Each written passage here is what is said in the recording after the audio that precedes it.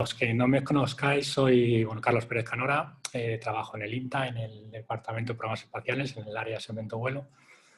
Y os voy a introducir un poco cómo la ingeniería de sistemas se aplica a los proyectos espaciales. Voy a quitar la pantalla para que no... Vale, así ahora la puedo ver. Vale, bueno, básicamente os voy a realizar una introducción de lo que es la ingeniería de sistemas. Luego os hablaré de cuáles son las funciones que el ingeniero de sistemas realiza a través del desarrollo del propio sistema.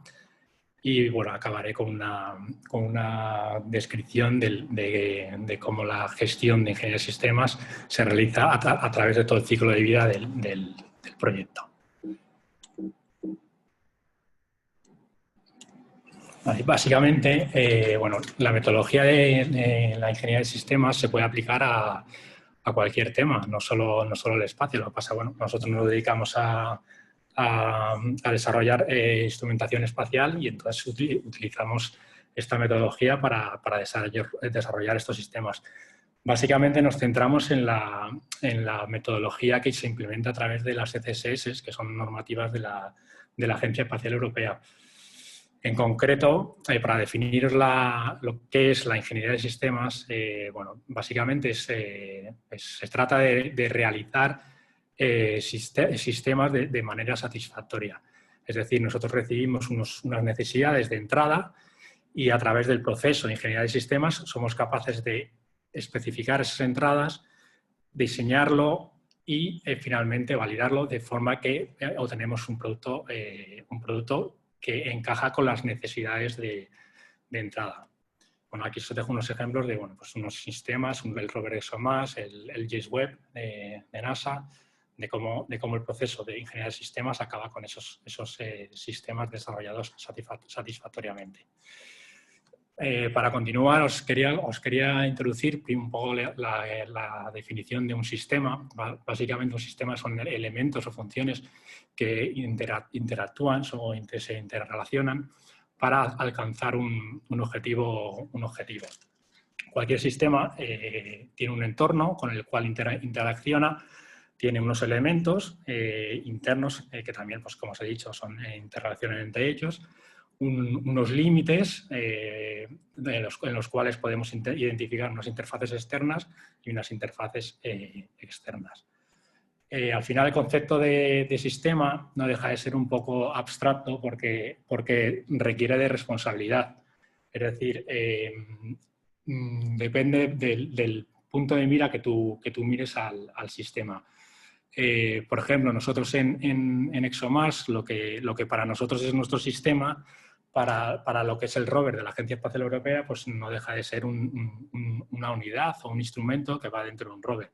Es decir, para la ESA su sistema de interés es el rover, para Thales Alenia Espacio su sistema de interés es el ALD, que está dentro del rover, y para nosotros nuestro sistema de interés ha sido el Raman. Es decir, nosotros nos tenemos que enfocar en cómo desarrollar el sistema de interés de Raman.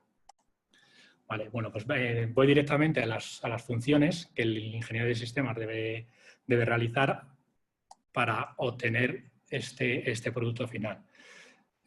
Básicamente, son las funciones del ingeniero de sistemas son 4 áreas de preocupación: los requisitos, los análisis, el diseño, la configuración y la verificación. Estas cuatro funciones se integran a través de otra tarea, que es la tarea de integración y control, que trata de que todo el sistema se desarrolle en coherencia. Las tareas de requisitos, básicamente, se trata de capturar e identificar las necesidades del usuario, trasladarlas a requisitos técnicos y a especificaciones. Los requisitos se organizan y se descomponen y se mantienen a través del ciclo de vida del proyecto y finalmente son validados. ¿Qué cosas debemos saber de los requisitos? Pues los requisitos al final tienen un ciclo de vida dentro del proyecto. Al principio tenemos que entender qué son y cómo son derivados. a la mitad del ciclo de desarrollo, pues básicamente pues, tienen que ser mantenidos o cómo pueden ser cambiados, y al final, como os he comentado antes, los requisitos tienen que ser verificados. Al final, un requisito básicamente identifica unas características o restricciones de algo. Cómo se debe definir un requisito no debe ser ambiguo, tiene que ser claro, tiene que ser único, clasificado pues, en función de unas funciones o prestaciones, y sobre todo tiene que ser verificable, tiene que establecer un método de verificación. Y finalmente, bueno, pues evidentemente un requisito, al final que estás desarrollando requisitos respecto a las necesidades de alguien, pues ese alguien tiene que de alguna forma verificar que esos requisitos están bien implementados. En otras palabras, bueno, básicamente es algo que es demandado, un requisito que es demandado es una necesidad, una cualidad, una prestación. Esto es un ejemplo de un requisito de Raman. Como podéis ver, tiene un identificador. Ese identificador es único dentro de la especificación, un título que te permite pues, rastrear el requisito, una descripción, que es lo que queremos especificar, una aplicabilidad, es decir, de dónde viene, hacia dónde va, y el método de verificación. Estas características dentro de los requisitos se llaman atributos. Entonces nos permiten, digamos, de alguna forma, entender, contextualizar qué es el requisito. Los requisitos deben de ser derivados. ¿Qué significa derivar? Pues al final el sistema, como os he enseñado antes, el rover, el ALD, el instrumento Raman, pues el sistema, los sistemas se van descomponiendo en niveles. Entonces, los requisitos deben alcanzar todos esos niveles. Entonces, los requisitos se van descomponiendo, se van derivando de forma descendente a medida que el sistema se va descomponiendo. Poco a poco, a través del método de ingeniería, pues se va incrementando el nivel de detalle. Pues al principio los requisitos son un poco abiertos porque tú no sabes qué estás desarrollando, o lo sabes, pero no lo entiendes del todo, pero a medida que vas evolucionando en el diseño y en tu entendimiento, pues esos requisitos también son más específicos. Una vez que los requisitos más o menos ya están un poco estables, el diseño se van introduciendo soluciones de diseño para acorde a ese requisito, acorde a una configuración establecida. Bueno, pues hay que mantenerlos. ¿Qué significa mantenerlos? Al final las funciones que el ingeniero de sistemas realiza, que son, os he dicho, requisitos, diseño, verificación, todas están relacionadas. Un diseño se establece en función de los requisitos. Una verificación, pues verificas unos requisitos. Pues cualquier cambio que se produzca, tanto en los requisitos como en el diseño, o una verificación que te muestra que esto se ha cumplido, no se ha podido cumplir, pues implica que se revise pues, de alguna forma todo ese flujo de información. Entonces, los requisitos, eso significa que los requisitos tienen que ser mantenidos a lo largo del ciclo de vida. Para el concepto, pues para ser mantenido se utiliza un concepto que es la trazabilidad. Pues al final la trazabilidad me permite de forma unívoca un requisito que se ha descompuesto en diferentes niveles, en diferentes requisitos, pues me permite trazar la información de los niveles, desde el más alto nivel hasta los más bajos nivel. Que permite al final trazar cambios. Como os decía antes, si ha habido un cambio en un diseño, pues se cambia un requisito del alto nivel, pues a través de la trazabilidad podemos ver qué requisitos están afectados en los niveles más bajos. Y por supuesto, al final, si tú estás realizando una verificación, pues en el sentido contrario, una vez que un requisito de bajo nivel se haya verificado, pues la trazabilidad te muestra evidencias de que requisitos de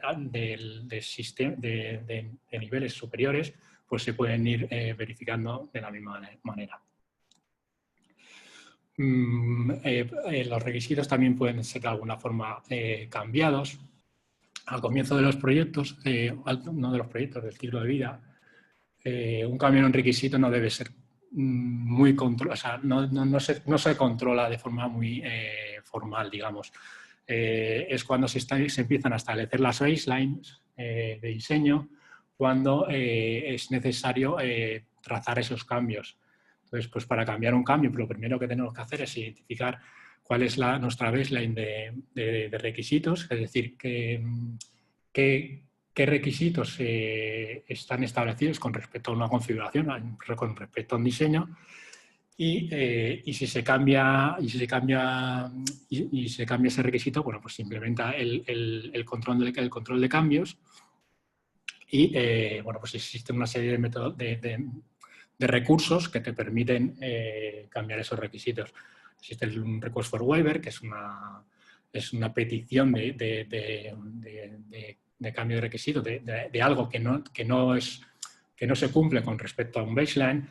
Un request for deviation, que es algo que parcialmente no se cumple con respecto a esa baseline. Y luego existen otros recursos, que es la change request, bueno, pues que de alguna forma requieres un cambio en su sistema o sus sistemas de niveles inferiores. Esa propuesta de cambio se responde a través de una Engineering Change Proposal, donde contestas con el impacto que requiere ese cambio propuesto. Os dejo un ejemplo de un request for waiver de Raman. Básicamente lo que estábamos pidiendo aquí era un cambio en la potencia a través del tiempo en la operación del sistema. Pues nos daban una serie de kilojulios, pues nosotros entendimos que no eran suficientes para realizar la operación al completo, entonces realizamos un request for waiver y la ESA lo revisó y como dentro de sus márgenes era aceptable, pues no lo aceptó.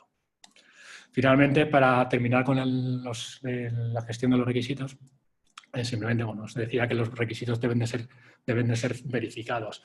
Al igual que la definición de los requisitos se realiza de forma descendente, la verificación de los requisitos se realiza de forma ascendente. Es decir, se realiza en el sentido, según se van integrando los subsistemas dentro del sistema.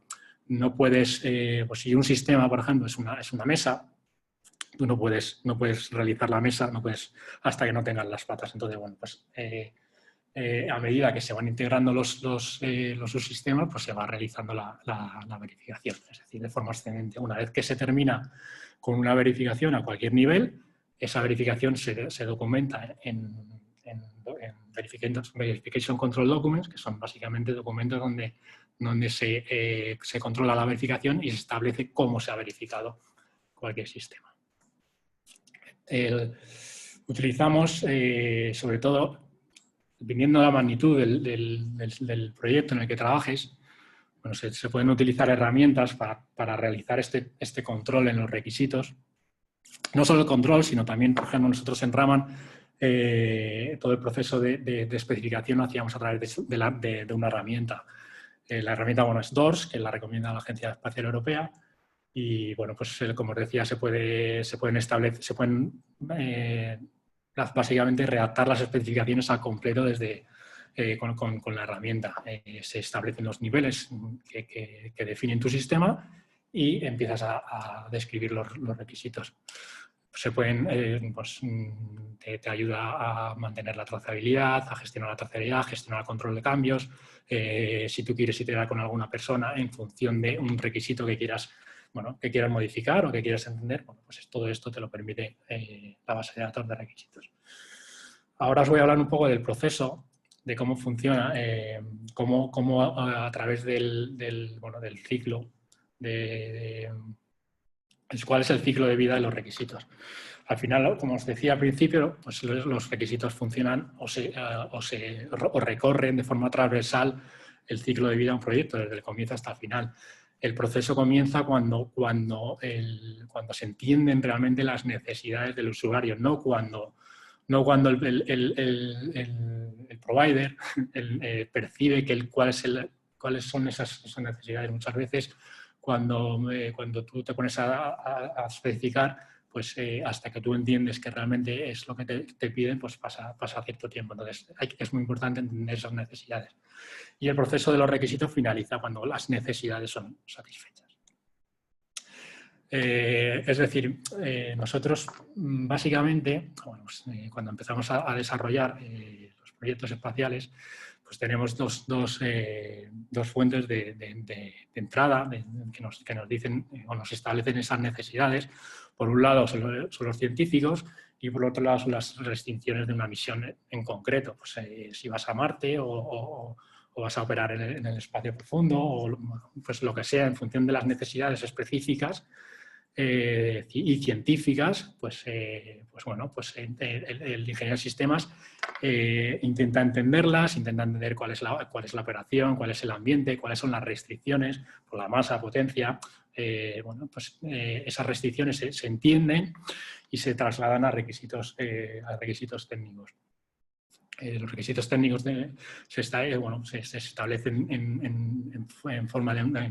se estructuran en función de funcionalidades o prestaciones y se evalúan al completo. Como decía antes, requiere de unas clarificaciones, si son necesarias, con el usuario. Una vez los requisitos están establecidos, se establecen en especificaciones técnicas y se evalúan en su conjunto. Muchas veces cuando tú estás redactando requisitos y bueno, los ves de forma unívoca, te parecen que pueden tener sentido, pero cuando los metes en una especificación, realmente te preguntas si ese requisito encaja de la forma que tú lo habías especificado. Pues entonces lo evalúas de forma completa y lo validas con el usuario de nuevo y al final lo distribuyes. Lo distribuyes para, bueno, empieza a haber un proceso de iteración. Pues un proceso de iteración que puede haber en función de los requisitos establecidos, pues revisas la configuración física del instrumento, revisas el diseño y si existe algún cambio en esa configuración, bueno, pues se establece de nuevo en la configuración básica y se actualizan los requisitos. Finalmente se actualiza de nuevo la especificación y obtendríamos una especificación baseline.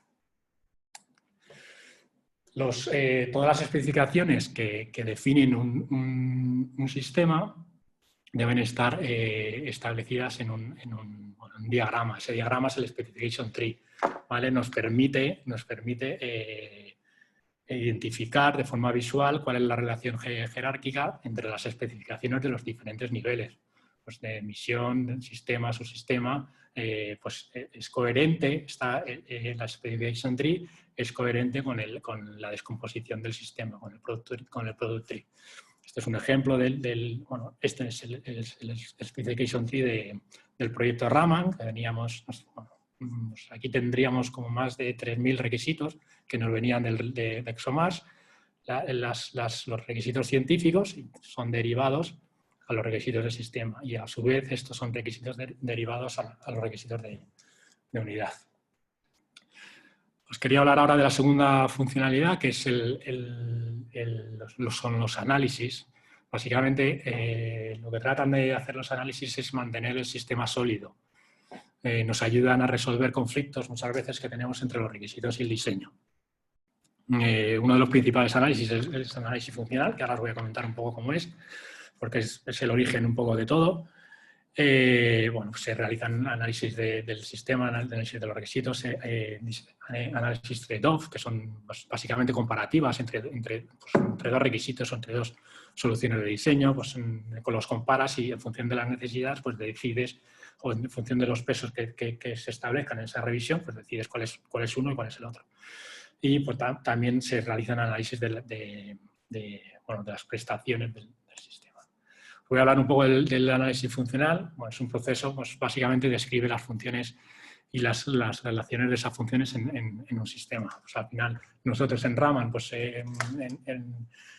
¿cuál es la función principal pues, realizar espectroscopía Raman? Pues esa es una función de alto nivel.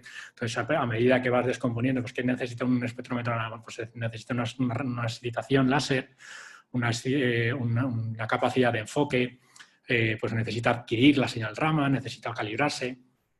Bueno, pues el análisis funcional nos permite identificar todas las funciones de un sistema y mapearlas jerárquicamente. Al final, esta jerarquía pues, nos permite, lo que os comentaba antes, nos permite realizar trazabilidad, nos permite realizar la verificación, nos permite identificar interfaces y nos permite realizar, crear los budgets del sistema.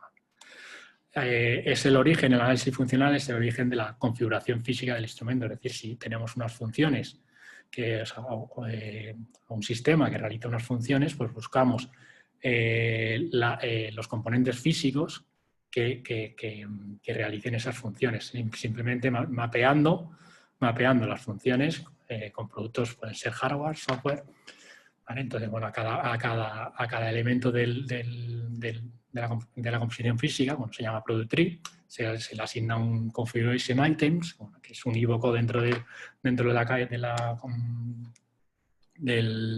la estructura del sistema, bueno, y nos permite pues, generar una documentación asociada a ese producto. Otro tipo de análisis que se realizan a lo largo del desarrollo del proyecto, bueno, pues al principio, normalmente, se establece que los análisis se utilizan mucho en las fases iniciales de los proyectos, pero en realidad no es verdad. Bueno, a medida que vas evolucionando el sistema, pues que requieres de otro tipo de análisis, pero los análisis es una actividad constante en todo el desarrollo del sistema. Bueno, pues puedes hacer análisis de prestaciones, de una calibración, un análisis térmico. El análisis térmico, pues esto sí se comienzan en las fases iniciales del proyecto, pues para ver cuál es tu entorno, para asegurarte que tú estás diseñando de forma correcta. O también se realizan análisis mecánicos, análisis de radiación. Aquí os dejo, esto es un ejemplo de un trade-off entre dos conceptos de diseño. El del espectrómetro Raman, pues era un concepto de reflexión y un concepto de transmisión. Bueno, se pusieron unos pesos para decidir cuáles eran más idóneos, cuáles de los diseños era más idóneo para el instrumento. Las tareas de diseño y configuración, bueno, básicamente es establecer un diseño acorde a las características físicas y funcionales del sistema, las que has definido anteriormente. Durante estas tareas también se definen y se acomodan las interfaces del sistema, se definen los budgets y finalmente también es como responsabilidad del ingeniero de sistemas es fijar las baselines de diseño que se van a establecer o que se van a fijar en cada una de las revisiones para que el sistema sea evolucionado. El proceso de diseño, bueno, es un proceso iterativo que utiliza los requisitos de entrada, bueno, como parte inicial tenemos los requisitos que se han especificado. Entonces se colecta información sobre qué diseños pueden cumplir con esos requisitos. A la hora de establecer un diseño, bueno, pues se intentan bueno, que los materiales usados sean conocidos, que sea un diseño fiable, que los componentes también, pues al final, que tengan un heritage espacial, porque en función de esa selección nos va a implicar una filosofía de modelos a realizar. Al final, es una categorización que se realiza en función de qué heritage espacial tengan los componentes seleccionados. Sobre esto se hablará Andoni en la cuarta presentación. Básicamente, una vez que tienes la información de diseños que tú estableces que pueden cumplir con esos requisitos, pues seleccionas uno de ellos y bueno, pues lo estableces como el diseño del sistema. Entonces, ese diseño vuelve vuelve a los requisitos, de forma que se tienen que actualizar los requisitos para que sean coherentes con el diseño establecido. Esta figura de aquí que veis a la derecha pues es una evolución de cómo el diseño y la configuración de Raman pues fue evolucionando en función de las necesidades o de la evolución de la misión ExoMars. Pues al comienzo éramos éramos un instrumento que era 4 en 1, porque teníamos Raman Libs, no era solo Raman, y hacíamos espectroscopía externa e interna. Luego se evolucionó con unos cambios mínimos, pero las restricciones de la misión nos llevaron a, bueno, pues decidimos pasar a un espectrómetro Raman interno y externo y finalmente una configuración con un Raman interno, que es la configuración que tenemos ahora. Esto es, bueno, es un ejemplo como la configuración física, el Product Tree, bueno, pues establece un diseño que concuerde con esa distribución, con esa estructura física del sistema. Para definir las interfaces, bueno, primero tengo que entender cuáles son los límites de mi sistema, ¿no? Al final, una interfaz es un límite entre dos o más elementos que interactúan. Como podéis ver aquí, tenemos nuestro sistema de interés, tenemos nuestro límite, pues todo lo que está fuera de nuestro límite que interactúa con nosotros lo establecemos con una interfaz externa. Y los elementos que interactúan dentro del sistema, bueno, pues son interfaces internas. Al final, pues una interfaz interna, la responsabilidad está dentro del mismo programa, y en una interfaz externa pues la responsabilidad se comparte. Para que lo veáis de forma un poco gráfica, que es una interfaz, el espectrómetro Raman, esta unidad de aquí y esta unidad de aquí y esta unidad de aquí, lo formaban esas 3 unidades principales. Entonces teníamos unas interfaces internas, que son estas fibras ópticas que las veis aquí, pues que comunican de alguna forma las 3 unidades. También teníamos cableados eléctricos que comunican las unidades para hacerlo funcionar. Esas son interfaces internas. Interfaces externas, aquí tenemos una trencilla, una thermal strap que nos permitía enfriar el detector. Pues esa interfaz se tuvo que desarrollar de forma conjunta con Thales Alenia. Es una interfaz externa. Aquí debajo nos posicionan, cuando el rover saca las muestras, nos posicionan las muestras. Entonces el instrumento Raman enciende un láser, analiza esas muestras. Pues aquí tenemos una interfaz mecánica del cabezal y una interfaz óptica, porque la luz láser tiene que atravesar el ALD. Los budgets, los technical budgets, básicamente son los parámetros clave que el ingeniero de sistemas decide que están en un sistema. Nos permiten establecer límites del sistema para establecer las soluciones de diseño, y nos sirven como referencias tanto para los análisis como para el diseño. Al final es muy sencillo. Pues tú tienes una restricción de masa para volar o para diseñar un producto. Pues sí, a medida que tú vas descomponiendo ese producto en diferentes niveles, pues esa entrega de masa la tienes que componer en los diferentes niveles, y así se realiza consecutivamente con los niveles inferiores. Eso pasa con todos los budgets que el ingeniero de sistemas considere como parámetros claves dentro del sistema. Los datos que te vas a descargar pueden ser parámetros claves, la potencia y bueno, las memorias internas del sistema. Básicamente, para finalizar las tareas de diseño, como os decía, pues el ingeniero de sistemas establece una serie de baselines que se van a revisar durante las revisiones del ciclo de vida del proyecto. Pues al final, bueno, en las fases del proyecto se establecen una serie de objetivos, y al final de esa fase, esos objetivos se tienen que alcanzar, se fija un diseño de baseline, se fijan unos requisitos, una configuración física, un diseño, y esa configuración se revisa de forma externa. Entonces, el ingeniero de sistemas es el encargado de definir cuáles son las baselines que se van a revisar en cada una de las revisiones.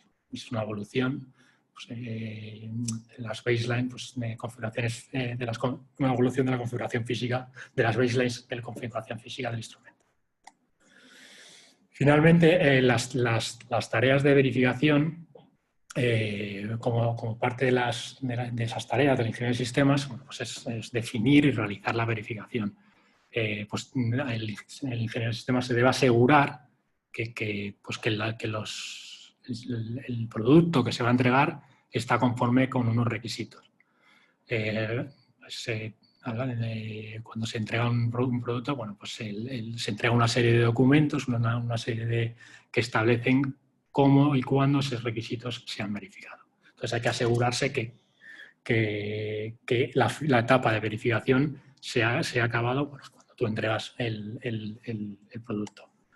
Bueno, al final una verificación es demostrar de forma objetiva que un diseño, que un producto es diseñado y producido con respecto a unas especificaciones y bueno, está libre de defectos. Existen diferentes etapas de verificaciones. La calificación, bueno, básicamente se establece que para establecer que el diseño responde a esos requisitos. La aceptación, o sea, se califica un diseño. La aceptación se acepta un modelo, es decir, cuando tú vas fabricando diferentes modelos, aquí cuando aceptas un modelo significa que es el modelo que es aceptable para el uso, es el modelo que vas a entregar finalmente para que realice la operación final del sistema. Y finalmente, cuando se lanzan los sistemas, pues son operados y la primera secuencia de operación se llama commissioning. Bueno, es una secuencia que te asegura que la funcionalidad del sistema se ha completado. Para establecer una verificación, primero, como os he comentado al principio, los requisitos deben llevar un método de verificación. Se establecen de forma que te asegures que esa verificación se establece de forma más fiable a métodos de verificación bueno, pues que son de forma menos fiable. Es más fiable la verificación por test, que bueno, es una verificación simulada ambientalmente. Es el método de verificación preferido, pero no siempre se puede verificar por test. Muchas veces quizás puede ser complicado, o quizás puede ser muy caro, o bueno, pues no todos los requisitos han de ser verificados por test. Existe otra forma de verificar, que es el análisis, que es una forma teórica, una evaluación teórica del requisito. También, bueno, pues si algo consideras que tiene unas similitudes suficientes con algo representativo, pues también puedes decir que ese requisito se ha verificado por análisis. También se pueden establecer otro método de verificación, es una revisión de diseño. Básicamente, pues tú cuando entregas, como decía, los baselines llevan una documentación asociada. Bueno, pues si un requisito específico se tiene que verificar por revisión de diseño, pues tú revisas la documentación que establece que ese requisito puede ser verificado, como puede ser un drawing o un diseño óptico. Y luego, bueno, finalmente pues una inspección visual. Una inspección visual que tú visualmente puedas verificar que el sistema cumple con las características físicas que el requisito establece. Para realizar una verificación, bueno, pues nosotros en las fases de los proyectos es necesario establecer una filosofía de modelos. La filosofía de modelos, bueno, pues hay un estándar que te establece la Agencia Espacial Europea, pero bueno, pues esa filosofía de modelos se establece en función de muchos aspectos, de los riesgos establecidos al diseño, de los riesgos bueno, pues del heritage espacial que tengan los componentes que hayas elegido. Pues hay muchos factores económicos que establecen esa filosofía de modelos. Al comienzo, bueno, pues se hace una evaluación de cómo, una categorización de cómo de los componentes que estás utilizando en el proyecto, y en función de esa categorización tú puedes establecer una filosofía de modelos. Si tu heritage espacial es muy alto, pues podrías establecer una filosofía de modelos menos arriesgada, y por el contrario, si es muy bajo, pues tienes que ser más conservador.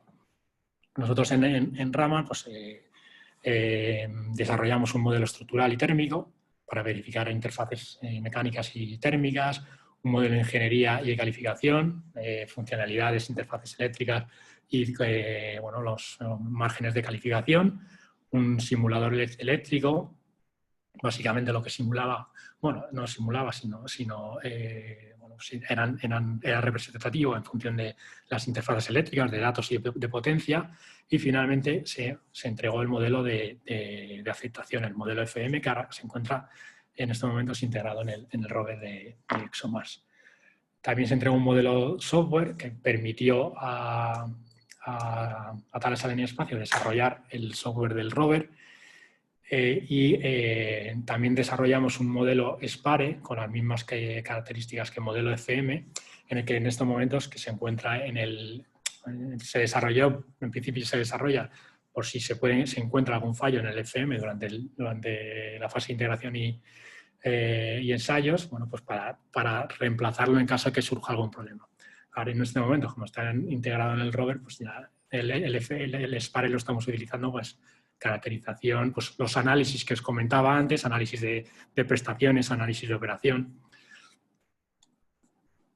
El proceso de verificación, bueno, básicamente comienza identificando como os decía, necesitamos identificar una configuración, ¿qué vamos a verificar? Pues si vamos a verificar el modelo estructural o vamos a verificar un modelo EQM, pues en función de las características del modelo establecido, pues tiene una configuración u otra.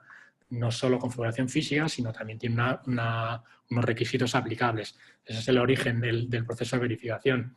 Una vez seleccionada esa configuración e identificados los requisitos, se establece un plan en el cual, bueno, se establece detallas todas las tareas, procesos necesarios para establecer esa verificación, ejecutas la verificación, bueno, pues si la verificación se realiza por test, bueno, hay una secuencia normalmente determinada que te pide que testees o ensayes, se llama test as you fly, es decir, la secuencia que cuando tú eres lanzado, pues te vas a encontrar, el sistema se va a encontrar, pues esa secuencia misma es la secuencia que se establece en un flujo de ensayos.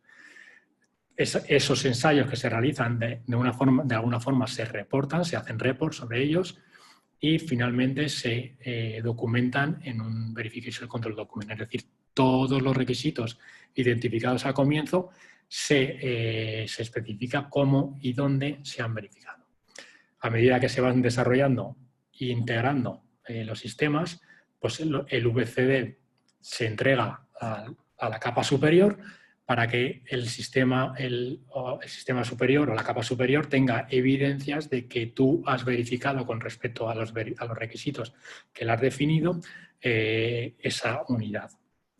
Y así, pues consecutivamente, hasta que el sistema es integrado y se verifica con los requisitos del sistema.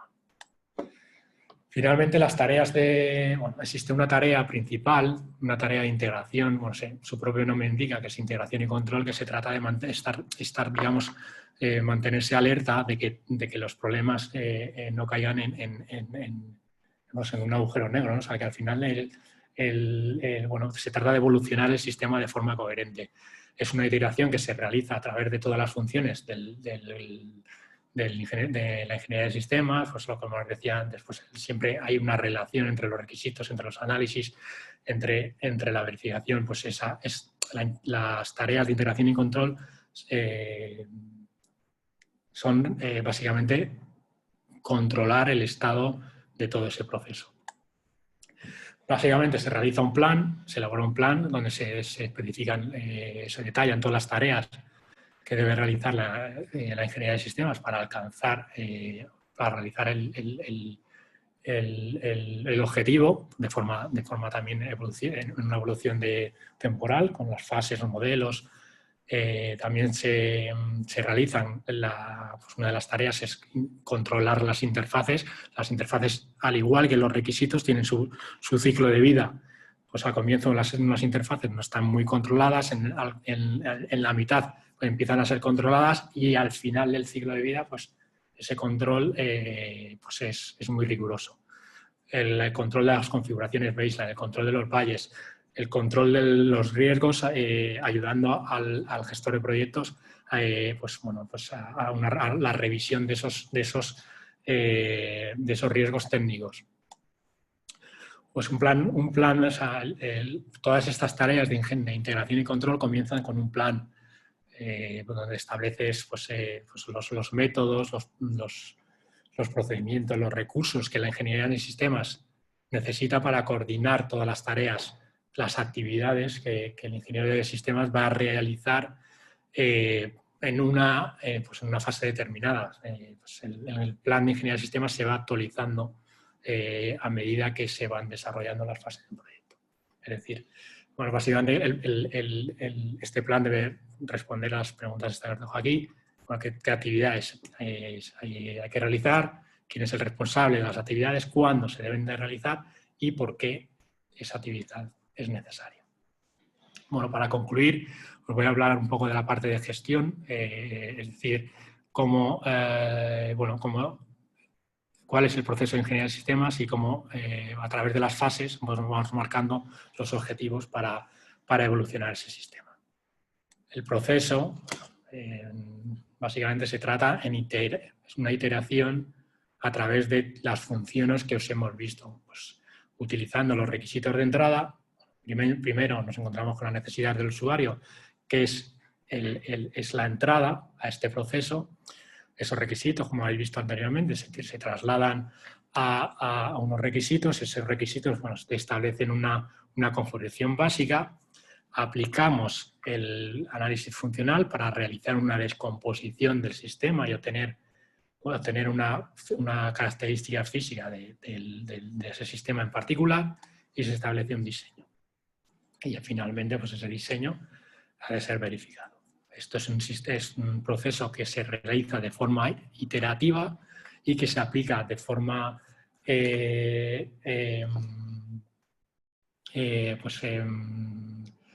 digamos, más detallada o con más... o sea, hay que ir incrementando el nivel de detalle en función de las necesidades, en función de los riesgos o en función del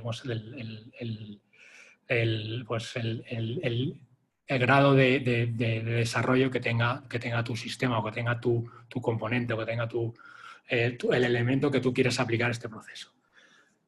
Las fases, finalmente, lo que nos ayuda en las fases es, pues tú tienes un proceso de ingeniería de sistemas, pero con qué grado de profundidad debes de realizar ese proceso. Bueno, pues eso nos lo establecen las fases de un proyecto.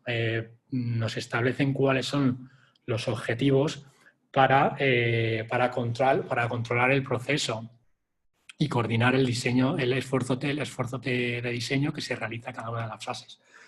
Pues al principio de los proyectos, bueno, pues se establecen cuál es el objetivo, es encontrar una configuración funcional, luego una configuración que el sistema esté especificado, un diseño preliminar, el que el sistema esté definido, pues estos objetivos nos los van estableciendo las fases, entonces se aplica el proceso de ingeniería de sistemas que habéis visto anteriormente, pues se aplica en un contexto, se aplica con un sentido, pues para que tenga una evolución, para que el producto finalmente tenga, pueda ser evolucionado y pueda ser entregado. Como os decía antes, bueno, esta figura de aquí establece pues cómo las funciones del ingeniero de sistemas, cómo el esfuerzo de esas funciones se van desarrollando a través de las fases. Al comienzo de los proyectos, la carga en requisitos, la carga en entender las necesidades es muy alta. Pues luego, según vamos evolucionando en el tiempo, es necesario que esa carga de trabajo se establezca más en un esfuerzo de diseño, y finalmente, pues cuando el diseño pues, ya está más establecido, la carga de trabajo se centra en la fabricación, en la integración, en la verificación y en la validación del sistema hasta la operación. Esta figura que os he presentado aquí, bueno, me gusta mucho porque básicamente integra un poco todo. Tenemos unas necesidades de entrada y las funciones de la ingeniería de sistemas. Entonces nos encontramos al comienzo del tiempo, nos encontramos en un plano de incertidumbre. Sabemos qué queremos, pero no sabemos cómo lo vamos a hacer. Entonces, bueno, pues vamos a... pues hay una gran incertidumbre en el estado de ese diseño. Pues aplicamos el proceso de integración, lo metemos en ese proceso de integración, en esa lavadora que es ese proceso, y lo vamos evolucionando a través de las fases, de las revisiones y de los diferentes modelos que vamos fabricando, para alcanzar un plano de conocimiento que es la solución de diseño final. Como conclusión, bueno, básicamente, como os decía, la ingeniería de sistemas es un proceso para realizar sistemas satisfactorios que requieren de una entrada y para obtener una salida. Y bueno, pues al final ¿es la ingeniería de sistemas la solución para todos los problemas de espacio o de lo que sea? No lo es, porque todo esto que os he contado es una parte teórica de lo que es el proceso, pero luego tiene muchos matices, tiene muchas restricciones, pues, dinero, económicos, temporales. Entonces hay que adaptarse a ellos, pero esta metodología lo que te permite es o te ayuda a gestionarlos. Y finalmente os dejo aquí unas referencias en las cuales me he basado para hacer la presentación, las CSS, la disciplina de Ingeniería de Sistemas y el handbook de INCOSE y otros libros o referencias, que es el System Engineering Fundamental de la Armada de Estados Unidos, un libro del que es el Space Mission Analysis and Design, y una web que se llama SEBO Wiki, que a mí es una de las que más me gusta. Así que nada más, he terminado.